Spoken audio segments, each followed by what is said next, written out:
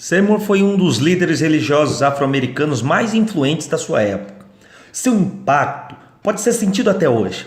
Seymour foi o grande responsável pelo estabelecimento do movimento pentecostal moderno. Além disso, muitos aspectos de sua mensagem ressoam com as preocupações dos líderes religiosos e sociais ainda hoje. Ele defendia a integração racial, pois isso levaria à unidade com Cristo, e também não fazia objeção às mulheres que assumissem papéis na liderança da igreja. Seymour nasceu no dia 2 de maio de 1870, em Centerville, Louisiana, dentro da paróquia de Santa Maria. Seus pais, ambos escravos recentemente libertados, eram Simon Seymour e Phillips Salabar. Durante a sua infância e durante todo o período em que Seymour e sua família passaram por aflições, migraram tanto para a Igreja Batista como também para a Igreja Católica. Mas, no dia 4 de setembro de 1870, ele foi batizado em uma cerimônia católica na Igreja de Nossa Senhora Assunção em Franklin, em Louisiana. Não se sabe muito ao certo, mas sua infância teve momentos críticos. Foi criado debaixo de uma forte pobreza, recebeu pouca educação formal e alegou ter tido desde pequeno visões de Deus para uma chamada posterior. Durante sua juventude, ele viajou bastante. Em 1895, quando tinha apenas 25 anos, Seymour mudou-se para Indianápolis, Indiana. Enquanto trabalhava como garçom em um restaurante em alguns hotéis de luxo, ele ingressou na Igreja Episcopal Metodista de Simpson, que era uma igreja de congregados afro-americanos. Era uma igreja episcopal metodista predominantemente branca. Mas no ano de 1900, ele se mudou para Cincinnati, em Ohio, onde ingressou no movimento da restauração pertencente à Igreja de Deus, que era chamado naquela época os Santos da Luz da Tarde. O grupo fazia parte do crescente movimento de santidade, que adotou uma doutrina radical que incluía a cura pela fé, a crença no retorno iminente de Cristo e um evento que seria iniciado pela integração de raças na adoração. Era uma conciliação que Seymour tentou trazer anos posteriores, e muitas vezes com grande sucesso ao longo de sua carreira. Seymour foi visto como um empreendedor nesta área. O grupo também acreditava na doutrina da santificação, trazido pelo movimento Holiness, um conceito que estava praticamente em detrimento com os movimentos americanos de sua atualidade. No entanto, o grupo acreditou em uma maciça conversão através da santificação imediata e não na santificação gradual, como aceitavam alguns. E isso foi então chamado de batismo no Espírito Santo, algo que estava em auge naqueles dias. E enquanto esse tempo passava, na cidade de Cincinnati, Seymour sofreu um ataque de varíola. Pois é, o ataque fez com que ele perdesse o olho esquerdo e mais tarde na vida ele usou um olho de vidro para tentar substituir. Sua recuperação da doença potencialmente fatal o levou a se tornar um pregador, e em 1902 ele foi ordenado como ministro da Igreja de Deus. Nos 3 anos seguintes, ele viajou como evangelista, parando em Chicago e também na Geórgia, no Mississippi, Louisiana, no Texas. Em 1905, estabeleceu em Houston, onde sua família havia se mudado. Naquele verão, ele serviu ardentemente ao Senhor e substituiu temporariamente Lucy Farrell, uma ministra de santidade e sobrinha do abolicionista negro Frederick Douglass. Através de Farrell, Seymour encontraria o homem que teria um forte impacto na sua direção espiritual, Charles Fox Parham. Farrell incentivou Seymour a entrar em contato com Parham, um evangelista branco que dirigiu uma escola bíblica no Texas, pois Seymour estava interessado no conceito do falar em línguas na própria glossolalia que havia sido pregada em sua época. Farrell já trabalhava em Topeka, no Kansas, e como servo de Parham, indicou para que ele fosse. E nesta participação foi fundada então a primeira escola bíblica pentecostal naquela cidade, que ensinava sobre o falar em língua, pelo fato de uma das estudantes daquela escola ter recuperado o dom apostólico. A partir daquele momento, Parham se muda para o Texas e em dezembro de 1905 ele abre a escola de treinamento bíblico em Houston. Pois é, Seymour pergunta para Parham se ele poderia ingressar na escola bíblica. Parham concordou, mas por causa de suas tendências segregacionais, ou seja, divisões e racismo, Parham permite apenas que Seymour assista às aulas através das janelas ou pelos corredores. A presença de Seymour não durou muito tempo ali. De acordo com algumas fontes muito diferenciadas, durou apenas alguns dias ou poucas semanas. E ele ficou ofendido pelo racismo de Parham, pois acreditava que a integração racial na adoração era um sinal do retorno de Cristo. Mas através de Parham, Seymour parecia ter aprendido mais sobre o falar em línguas e sua exposição aos ensinamentos de Parham, particularmente a respeito da glossolalia. Logo, ele teria um enorme impacto no desenvolvimento do pentecostalismo americano. E diante disso, enquanto morava em Houston, Seymour também conheceu Nellie Terry, uma mulher que se havia mudado de Los Angeles e fazia parte do movimento de santidade. O que aconteceu a seguir é difícil de verificar. Seymour foi levado a Los Angeles por Terry e viajou por lá sozinho. Intrigado pelas descrições de Terry do que estava acontecendo nas comunidades locais, ele ficou impressionado e foi auxiliado por Parham financeiramente para fazer essa viagem. Quaisquer que fossem os detalhes exatos, Seymour não perdeu tempo em fazer a sua presença notada. No dia 22 de fevereiro de 1906, Seymour pregou em uma igreja estabelecida em Los Angeles por Julia Hutchins, que havia sido expulsa da segunda igreja batista naquela cidade por causa de suas visões de santidade. Os sermões de Seymour exaltavam a importância de uma comunidade religiosa interracial e também no de falar em línguas como um sinal do Espírito Santo. No entanto, Hutchins ficou chateado por ele ter incluído glossolalia na doutrina da santidade e, subsequentemente, ele foi levando toda a doutrina e ficou trancado, porque alguns líderes o tinham bloqueado de pregar em algumas igrejas. Após o seu bloqueio, Seymour foi convidado pelo senhor e senhora Richard Ausberry, que mais simpatizavam com a doutrina espiritual de Seymour, e o chamaram para prestar um culto de assistência na casa North Bonnie Brown, na avenida que ali estava. Naquela casa, os Ausberry receberam Seymour com muita alegria e finalmente, através da pregação de Seymour, foi experimentado o falar em línguas, o famoso batismo no Espírito Santo.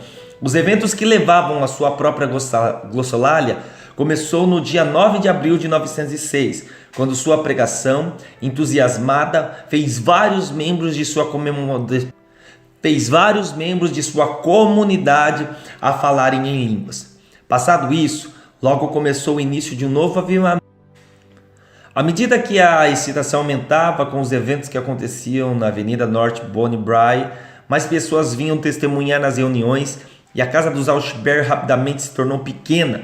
O assoalho começou a afundar e, sob essa medida, tiveram que transferir a congregação para um lugar alugado. A partir daquele momento, um velho galpão na rua chamada Azusa foi alugado. O edifício se localizava na altura 312 e estava situado dentro do distrito comercial. Media aproximadamente de 40 a 60 pés. Ele era muito pequeno.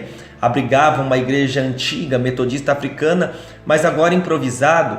O púlpito fora feito com 2 caixas pregadas juntas e os bancos eram feitos de tábuas pregadas em barris vazios que ali estavam deixados. Seymour fez sua casa no andar superior e começou a realizar culto 3 vezes por dia, 7 dias por semana, e uma equipe diversificada de voluntários o ajudavam, incluindo tanto brancos como negros, homens ou mulheres o ajudavam, incluindo tanto brancos como negros, homens ou mulheres ajudavam na realização do serviço. O prédio em ruínas rapidamente ganhou a atenção nacional. Foi chamado de Revival da Rua Azusa, mas seu destaque durou apenas um curto período. Foi aproximadamente de 906 a 909. Ainda assim, foi um grande catalisador para a expansão do movimento pentecostal, que nos anos subsequentes cresceu a incluir quase 20 milhões de membros só nos Estados Unidos e tendo aproximadamente quase 500 milhões em todo o mundo. Após a abertura, a igreja ficou sobrecarregada por causa do grande número de pessoas, incluindo muitos fiéis que eram curiosos que estavam.